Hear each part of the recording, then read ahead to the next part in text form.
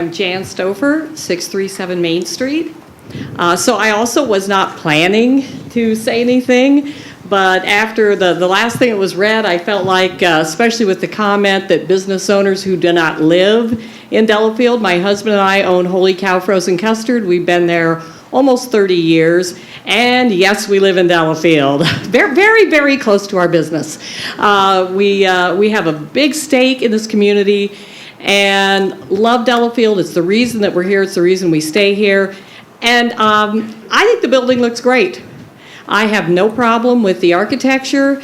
I've seen similar things. I sometimes wonder if this rendering doesn't do it justice, because I've seen similar buildings, and I think when you really see them in the community, they seem to work really well. So wasn't planning to speak, don't have anything prepared except to say that I'm in favor of this development plan. Thank you. Great, thank you for your comments. Is there anyone else that would like to speak? Come on up.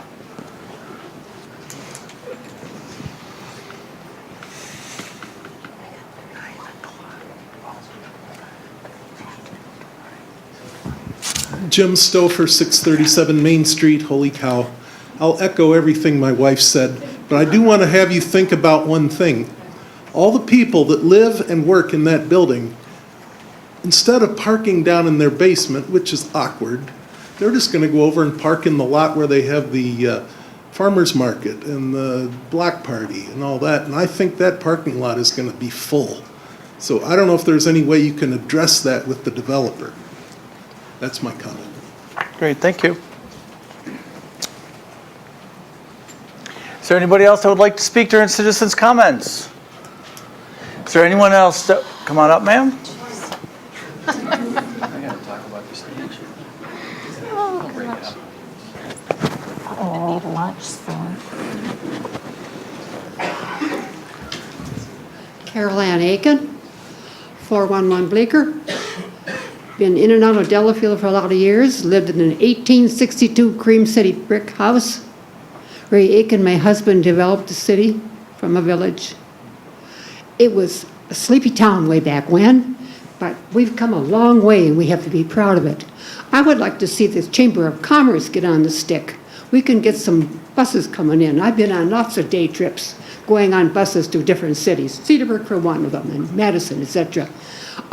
I support the village. I support the people who work here, live here. I would like to see, though, a little bit scaled down, a little bit more green space, maybe a tree or two, not quite so big, not quite looking like A.O. Smith or the tanneries in Milwaukee, and if we could give a little bit more charm to it, I'd be all in favor. Thank you. Thank you. All right. Any other people on the fence? Any other citizens' comments? Seeing none. Oh, Jim, you want to comment? Just quickly on my, not about this. Okay, well, you got to come up to the mic. Where is Mike?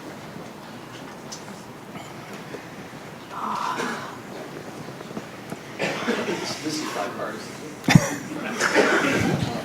Who's on my floor? Jim Ryder, 924 Lake Drive, City of Delafield. On May 10th, 2019. Please into the mic. May 10th, 2019, we're having a fundraiser for the stage at Liberty Park.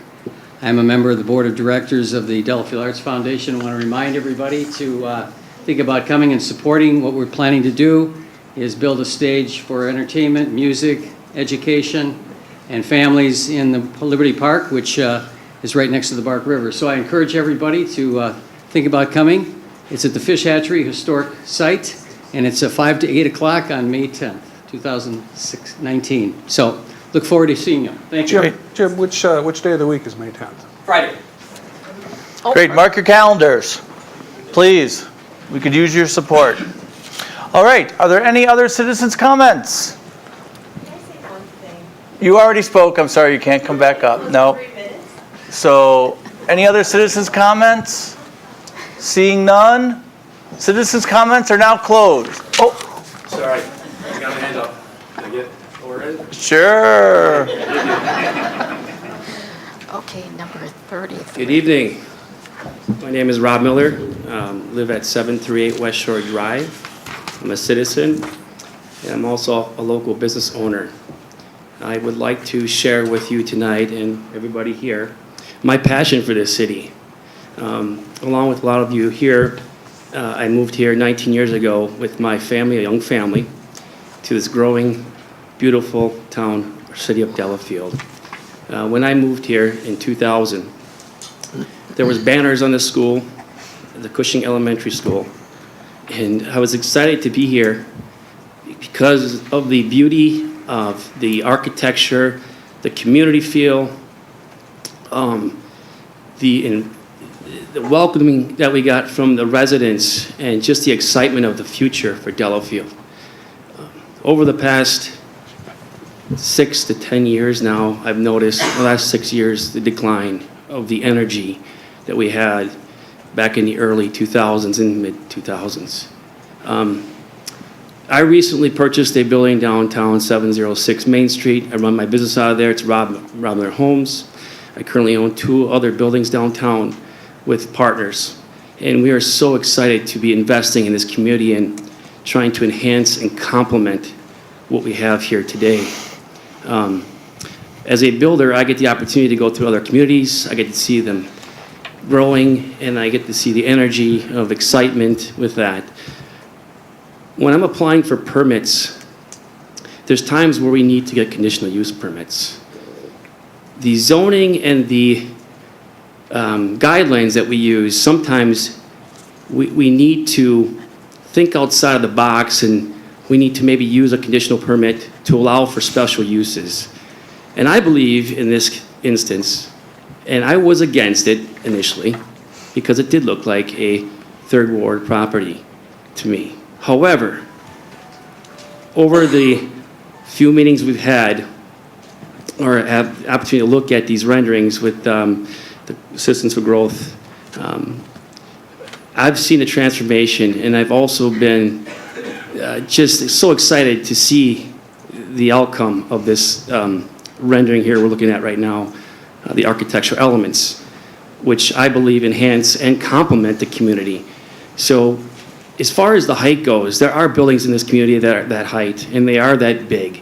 And, you know, this is the cornerstone of Delafield. This is Delafield, the corner there. And I believe something like this would really enhance and complement the community and give us that forward thinking that we need here, the future growth. We have young kids who want to grow in this community in the future. We need to think about diversity.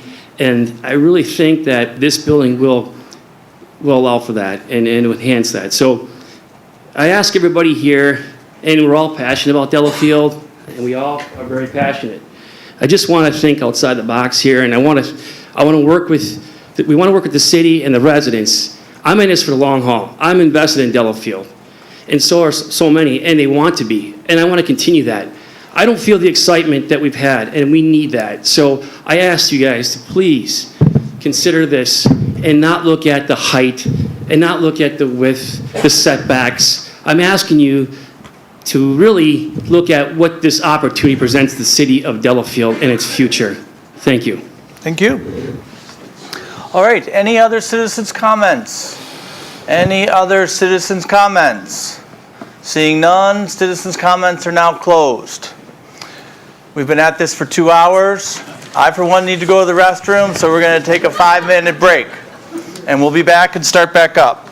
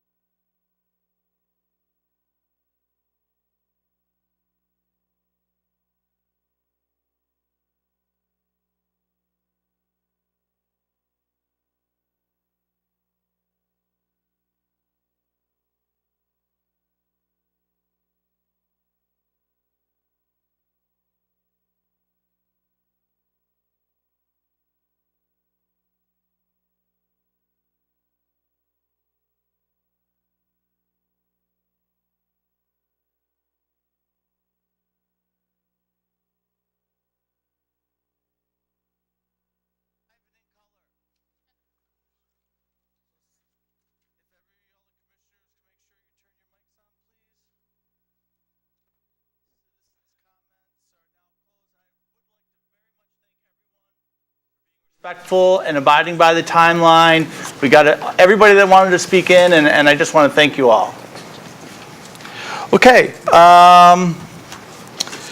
Unfinished business, 6A, DELC 0790999001.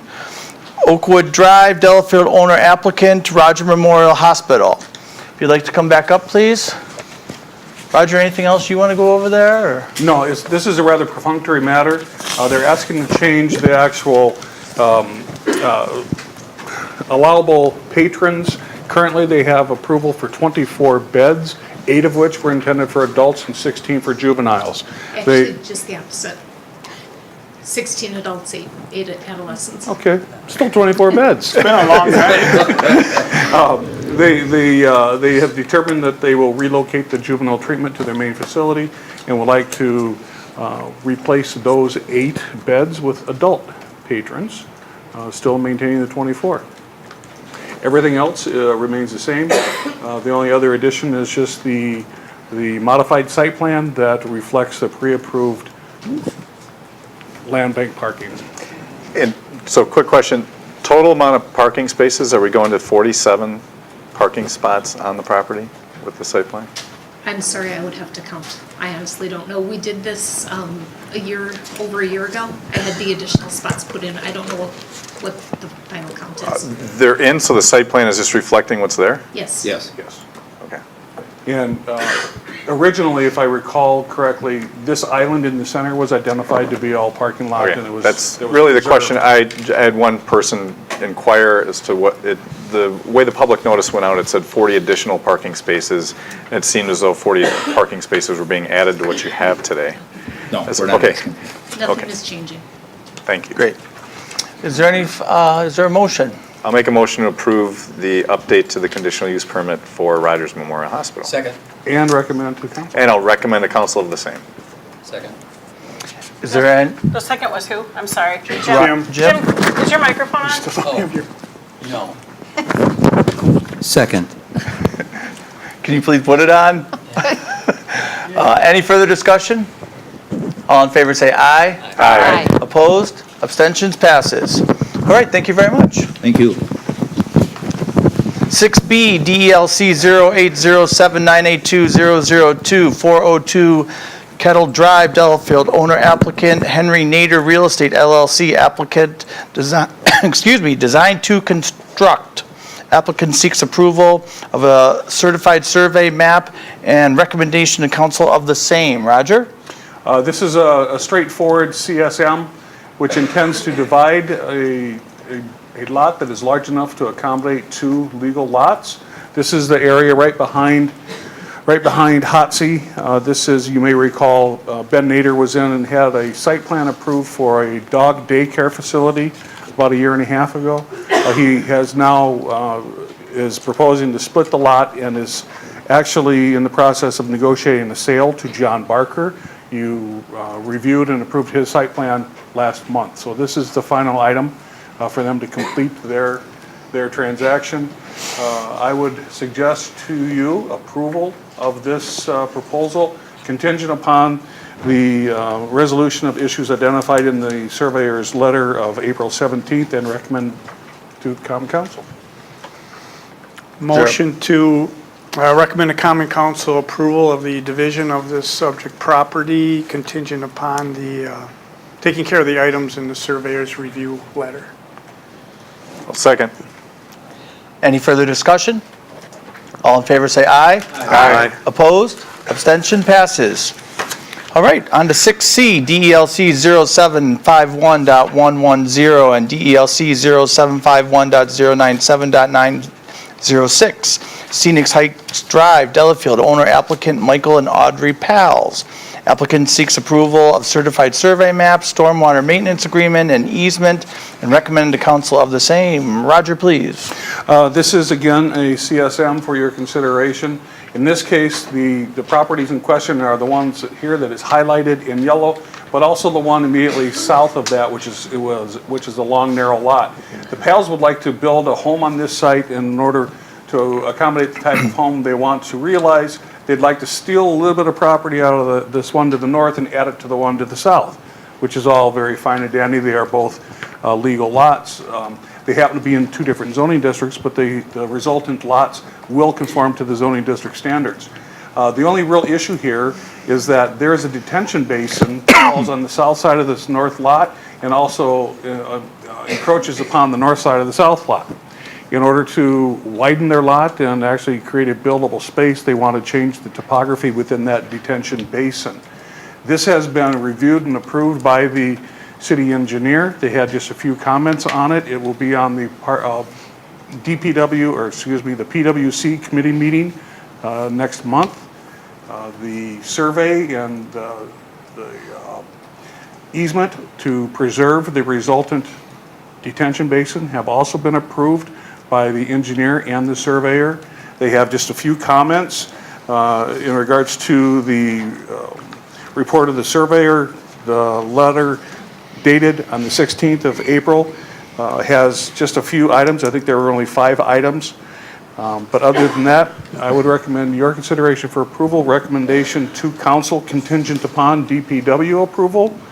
And might also add that there's a stormwater management program now, or an agreement now, that we didn't have because of the history of this basin predated the dates that when the city took those sort of steps. So I have a question. Sure. So these are two different zonings, Yes. and so RL is the RL2 is the southern one. Southern yes. one. Do you have an idea of the building envelope they want for the home that's being proposed for that? Yes. Is there anything, what's the setback that they're asking for on from the property to the south of them? It would be 8 feet. Is that what they're proposing for their building to be, or? I'm just saying, I would like to encourage them to scoot as far north as they can, because they're gonna get a little more elbow room, and I know we always end up with issues with those lots adjacent. I don't know if we can necessarily do that. I like what they're doing with the stormwater management, but it'd be nice to see them inch it north as much as they can to just give a little room to the south. So would you be making a motion contingent on them abiding by the 8-foot setback? Well, they have to already, right? They have to already, but they have one. Are they here?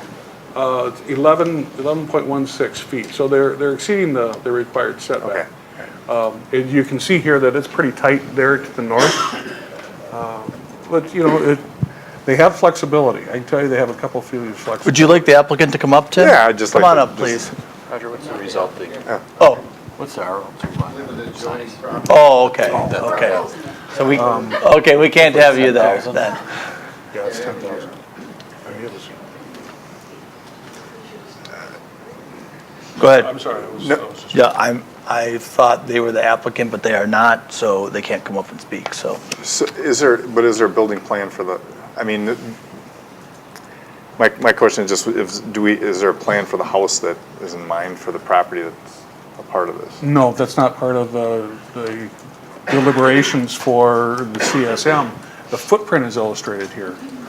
And I get that. it was in the packet. As for the actual architecture, that's not really under our purview with just a simple CSM. They'll come back for that, right? Yeah, if they're not here this evening, we can ask them to come back. It's up to your discretion. My question was just about why wouldn't they absorb the zoning of the same zoning of the lot to the north if they're dividing that much property from the? If you have questions and the applicant's not here, I would recommend you push it out to next month and wait for the applicant to come. But we certainly don't want to encourage 2 different zoning districts on one lot. We don't want that. No, I get that. What I'm saying is, why wouldn't these, because I'm assuming RL2 has tighter setbacks than the lot to the north. Yes. Correct. I'm just wondering why it wouldn't be more amenable to increasing a lot size, which is likely to accommodate a larger house next to the zoning to the south of them, which they're all 50-foot wide lots to the south. This is like non-conforming with the lot. Yeah. It's conforming with this district because it's greater, but it's just not in conjunction, consistent with the lots to the south. You understand what I'm getting? I know, I understand. There's larger setback requirements for a larger lot with the zoning to the north. And they're absorbing a lot of that property. And my presumption is that they'd be building a bigger lot on the larger lot. I'm building a bigger home on the lot that's in RL2 right now. or they wouldn't be doing it. But the size of the house that could be built in the RO2 lot is limited because of the topography in the basin. Correct. Okay. Correct. The house that they would like to produce would fit on a standard lot and still conform to the FAR of that zoning district. In this case, they are not only respecting the setbacks, but they've increased that south setback a little bit. They're modifying the property line so they can get a standardly designed home on the property that satisfies their design intent. I'm still not answering your question, am I? Well, I'd like to see as much of a setback on the southern lot line as possible, is what my point is. I'm just curious what they'd be willing to do, because I think... I can't answer for them. Shall we have them come back next month? I think we should have them come back. Great. We do need some sort of action then to postpone it till next month. I move to postpone till next month to answer some questions. I second. Any further discussion? All in favor say aye. Aye. Opposed? Abstentions? Passes. Okay. 6D, correct, Sally? Yes. DELC 0803.001, 2400 Milwaukee Street, Delafield, owner applicant Delafield Realty LLC. Applicant seeks approval of facade improvements, building colors, awning colors, and building lighting for Perkins Restaurant. Is the applicant here? Come on up.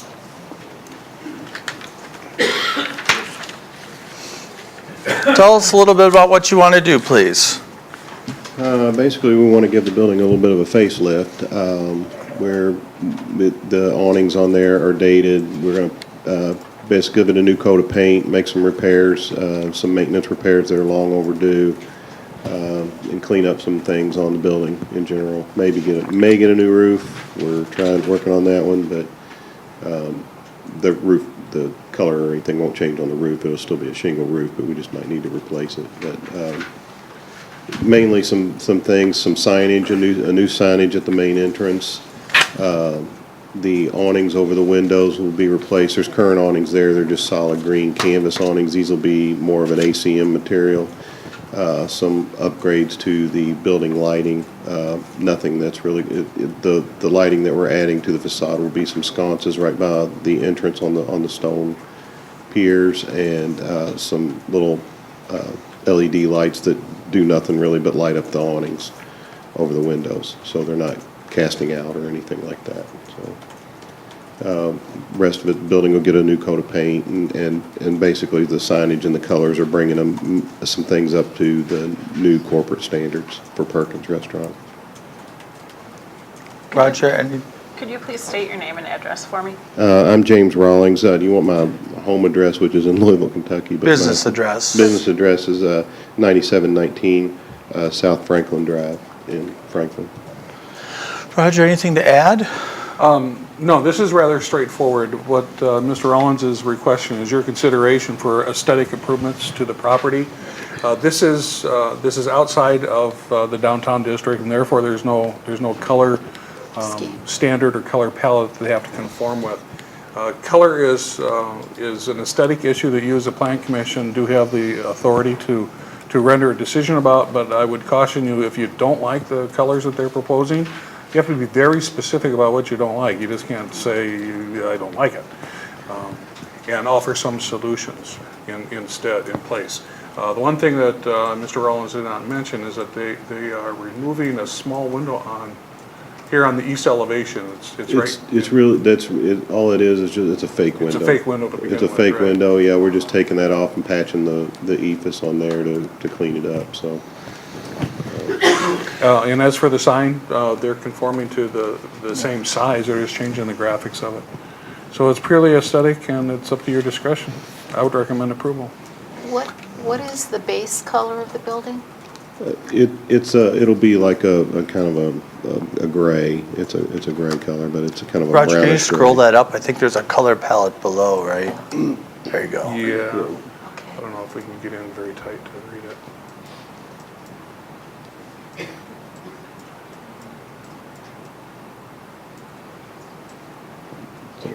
It'll be a combination of those couple of grays, those first two grays. Okay. I like the looks of it. it's needed it Yes, for it's a while. definitely needing it. We've got some other maintenance issues around the building. And that you've we're gonna been take there care for of. quite a while now, haven't you? Yeah, they've been there for a while. Yeah. Okay. Sometimes we have to be careful in remodels, people try to add more signage. Right. And that's Yeah. not No, happening here, we're basically so. replacing one for one, and actually, the one that's on the side, that faces Milwaukee Street, we may just leave the script letters that are up there. They're still conforming, and we're only replace the one that's over the door, because we've got the big oval road sign out there anyway, so it's really not, Yep. we're not gaining much by that building sign, so. Great. Any other questions for the petitioner? I'll make a recommendation to approve, well, actually make a motion to approve the changes to 2400 Milwaukee Street for Perkins Restaurant. I'll second. I have one suggestion. You mentioned the roof, and I don't know if you've heard me ever bring up Perkins as an example before, but as you look at the possible improvements, if there's any room left in your budget for possible screening of the roof mechanicals on the south end facing the expressway, love to see, work with staff or something on a recommendation what might be done to hide the venting, you know what I'm talking about? Big silver venting, and you've got satellite dishes and some other fun Right, stuff. right. But I've used you as an example of what we don't want in other buildings. Okay. Do you want to make that a contingency of your motion, or? Budget allowing, I'd say, so budget allowing. You've got what you got. Yeah, we'll look look into that. We'll take that into consideration and see where the budget allows. All right. You mentioned changing the roof. As long as it stays the same color, you don't have to come back to Plan Commission, but if you'd like to change the color, we'll want the Plan Commission. Yeah, it should just be a one-for-one kind of a change, same color, so.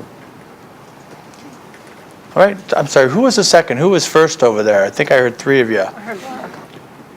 Ed? Sure, I'll Okay. take it. Oh, was that? I heard Was Ed. Laura. Okay. All right, all in favor say aye. Aye. Opposed? Abstentions? Passes. Thank you very much. Thank you. Okay, 6E, DELC 0781.996.0132215, Highway 83 Heartland, owner applicant Brian Becker. Applicant seeks preliminary presentation and feedback for an amended conditional use to consider expanding the home business and site plan for Clayworks. Is the applicant here? Come on up. And you're Brian? Great. I think we got his name and address. Got it. Do you want to start or shall I? You start. Okay. Brian is here this evening to ask for your consideration and to get a little bit of direction from you. He has a unique situation. He operates a home occupation that's been there since 1997. You may all probably know where this is. It's on Highway 83, just a little bit south of Oakwood Road. Brian began as an artisan shop throwing pots, making Clayworks. Good name for business. So he has, over time, operated under conditional use. He has underlying zoning of RE1. What he has for buildings on the site is a home that he occupies that began as his studio, and then also an accessory building, an existing old barn, which has been utilized as he has grown his business. He has, over the last 5 years, expanded primarily due to internet sales. And as a result, he's not so much dependent on walk-in traffic and patrons coming off of Highway 83, but rather dependent on the UPS guy because most all of his sales are via the internet now. As a result, Brian is coming to the Planning Commission to ask for consideration and feedback, this is only a preliminary presentation, on putting up a second accessory building and primarily to house the amount of packaging and shipping materials that are required to operate his business. What I have explained to you in my report is that knowing that there are a number of businesses not unlike what Brian does, this may be a reality we may be facing multiple times in the future, and that is as home businesses are becoming more and more reliant on shipping from internet sales, we may be faced with decisions not dissimilar to this one. So with that, I would encourage conversation with the applicant, make sure you understand it. He's asking for an amended conditional use, which will require a public hearing that would be scheduled probably next month. If there's anything you want to share with him, if there's any additional information you require, let it be known so that we can have that ready for the public hearing.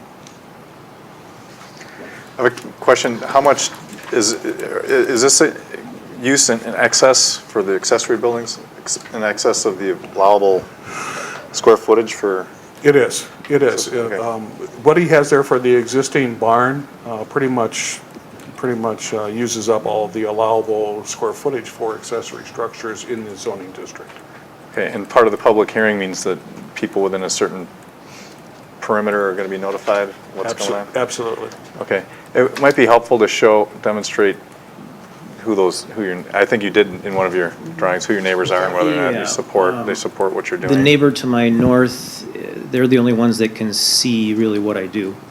The neighbor next to him on the west he doesn't live there, he rents it. I don't know my other two neighbors that are in the cul-de-sac. And then across the street, I don't know, they're not Delafield, city of Delafield residents, but I don't know who they are. Okay. And one thing I noted, the location of your building, it might be nice to propose some landscaping. I'm assuming you're not putting signage on the side of the building. It didn't show any. No. It might be nice to propose some vegetation screening on that side. What's going to happen is the box elder trees that I cut down 3 years ago will be back, and you won't be able to see it. Is that what's there? So that Yeah. there's a vacant spot that's between there where the color rendering or the aerial photo shows an area of woods and then an area closer to 83 of no woods. Yeah. And I was trying to get more visual exposure to the barn, which is my place of business.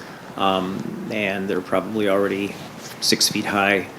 Okay. So the structure is going to be on my land that is, and there's some pictures in there. It's just vacant, open, used to be my burn pile. There's mature trees to the west of it, which will not have to be removed. So it's basically just field. And to answer your question, nature is going to naturally grow a shield or a visual barrier, even between it and Highway 83. Good to know. Those are only my basic concerns. I believe his neighbor to the south there, that southern edge there, they have all pine trees there. Yes. To shield. It's thick. Yeah. I mean, when I took photos north, south, east, and west, middle of winter, or when was it, February, you can't even see their dwellings. Yeah. You know, and that's without any foliage on the trees that are in my forest. Is this a building that in time could be converted though to a garage, if say that you sell and somebody would want it for a private residence? Building that you're proposing? Well, to possibly, I mean, it's going to function partially as a garage because I have no garage. Oh. And the excess storage on the second level, or the loft, is what the business would share, because I've just got so much. When you grow your business, you have trade shows, you get fixtures, it's endless what you have, and then where do you store it after, when you're not at a show? So that's hampering our ability to grow within our own working area already. So all of those things would have a nice space to stay. Do you foresee outgrowing this facility? No. Both my daughters work with me. I'm probably going to be backing away from the business within another 2-3 years. I don't think they're going to grow it bigger. I just hope that they can keep it going. So. Do you do training there still? Excuse me? Do you do training there still? No. Okay. The business has outgrown those enterprises that are less lucrative. So we just make pottery and sell it, wholesale it. So we don't need a motion just to schedule a public hearing? Is that A correct? motion to schedule a public hearing is what we You need. need a motion. Yes. I move to schedule a public hearing. I second. Second from Laura? Yep. Okay, I think she beat you, Bob. That's at the next meeting. Yes. Any further discussion? All in favor say aye. Aye. Opposed? Abstention passes. Just to make sure that everyone understands, Brian also submitted an amended business plan of operation, but we will consider that next month as we consider the public hearing.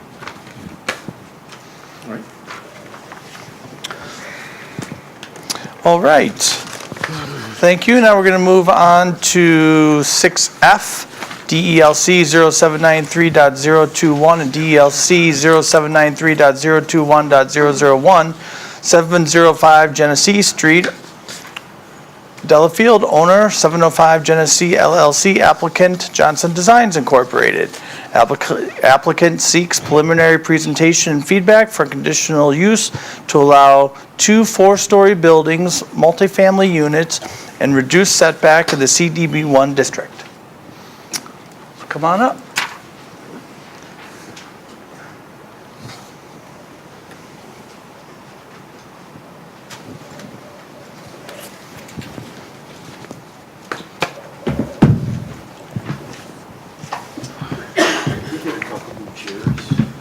Sure. Grab them right there.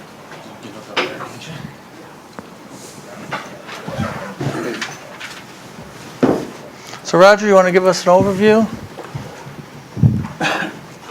Sure. How detailed? Or you want them to go first? I think, let's just let the petitioners go. Okay. I think everyone's pretty well aware of what the issues are. This is a property that, with the proposal, will require a conditional use, simply for the simple reason that they want to incorporate multifamily housing attached to the western building above commercial. That in itself requires a conditional use in the CBD1 district. The other elements for consideration are the height, which exceeds standards, the setback, which in CBD1 there is no required setback. However, with additional height, you're supposed to provide additional setback. They're not satisfying that. The other item is the addition of a 4th story, which CBD1 has identified in the district that is limited to 3 stories.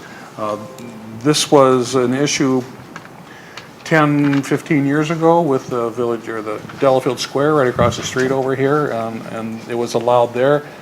In that case, what they had done was decrease the size of the 4th floor so as to respect the mandatory setback. What you have this evening is a petition that I want to just make sure that everyone understands. This one is what is proposed to date. Also in the packet was the application and the architecture from November of last year, very similar to this building. There are some minor modifications. And then also in the packet were some architectural examples that were provided at plan staff and not formally submitted. But we thought for the history of the project, you should be aware of them, and thus they were included in the packet. Thank you. I thought what I'd do quickly, I'll just kind of run through where we started here over a year ago and where we are Rob, could today. you guys make sure you give us your names and addresses? Sorry. Rob Gerbitz, President and CEO of Hendricks Commercial Properties. Do you want all there now or when they talk? When you talk is more helpful. Thank you. Thanks.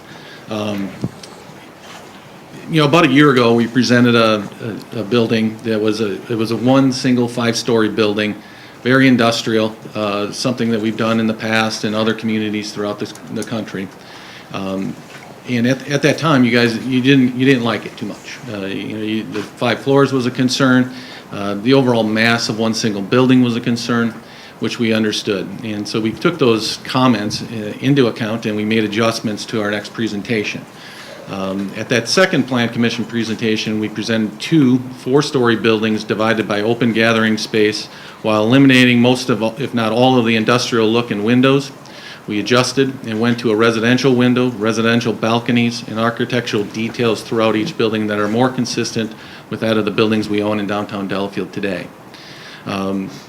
While you felt like we made some good progress at that meeting and improved the plan, you were still struggling with the overall architectural style and the height of the front building in particular. You asked us to take the 4th floor of that front building, set it back, the entire footprint, as an additional compromise to the other heights and concerns. While there was certainly a struggle to say what kind of architecture they wanted to see, most said they did not want to see an exact continuation of the Lang style, as they did not want Delafield to become a Disneyland look-alike. Specifically, Jeff Crickan at the time, who was a member of this, said he would be very disappointed if he saw us come back with a Lang style design. That said, now from our perspective, we're a little bit confused on which direction we're supposed to go in. Because it was not clear. So we decided to start concepts that were completely scaled back in scope, project cost scale back, project quality scale back, and project impact to the community as a whole is scale back.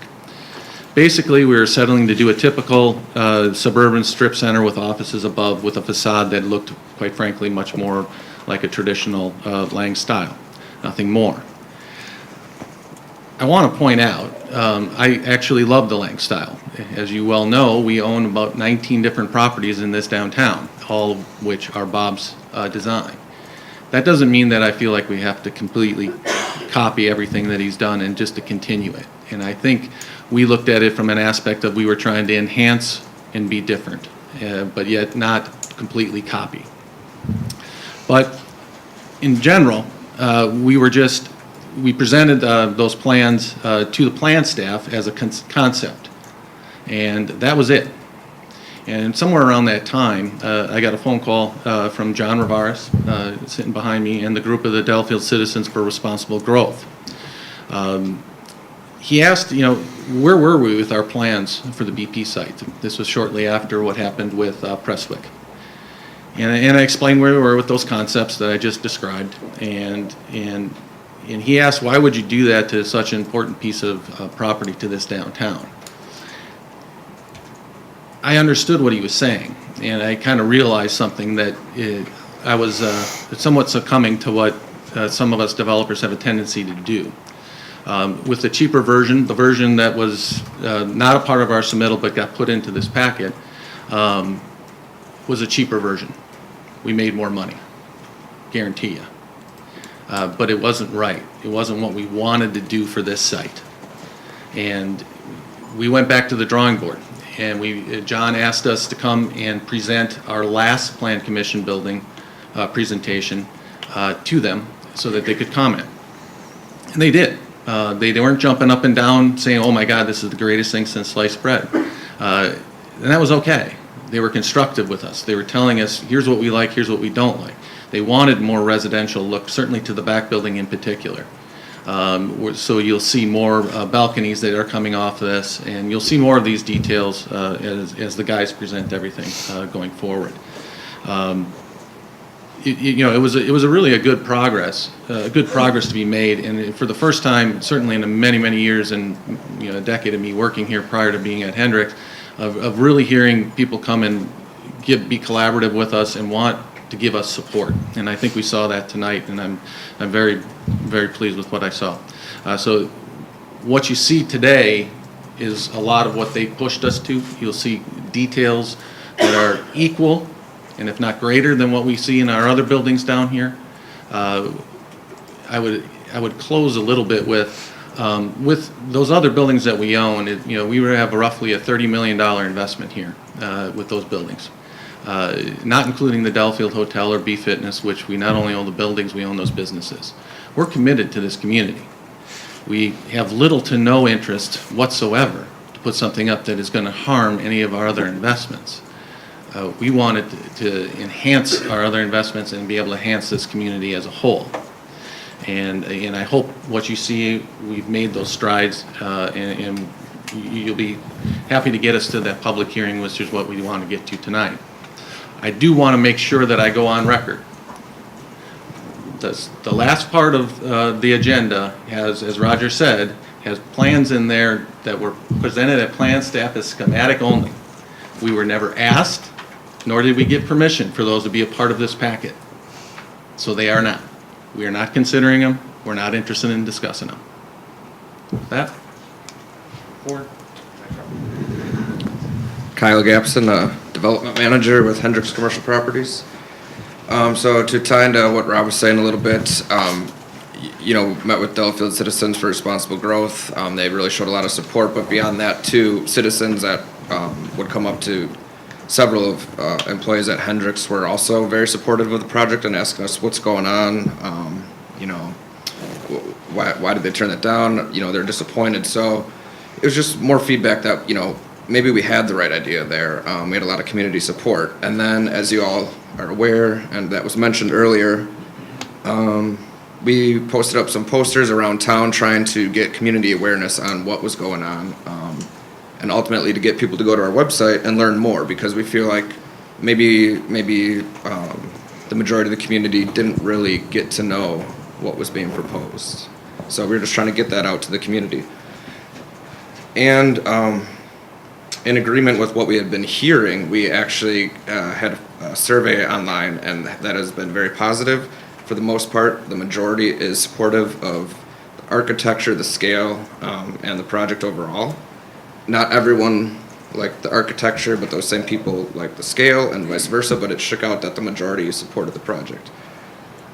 So not to beat a dead horse too much here, because we've looked at this project a lot tonight, but we are proposing 2 buildings with 4 stories each, 33 surface parking stalls, 87 underground, and a nice semi-public plaza along Genesee Street.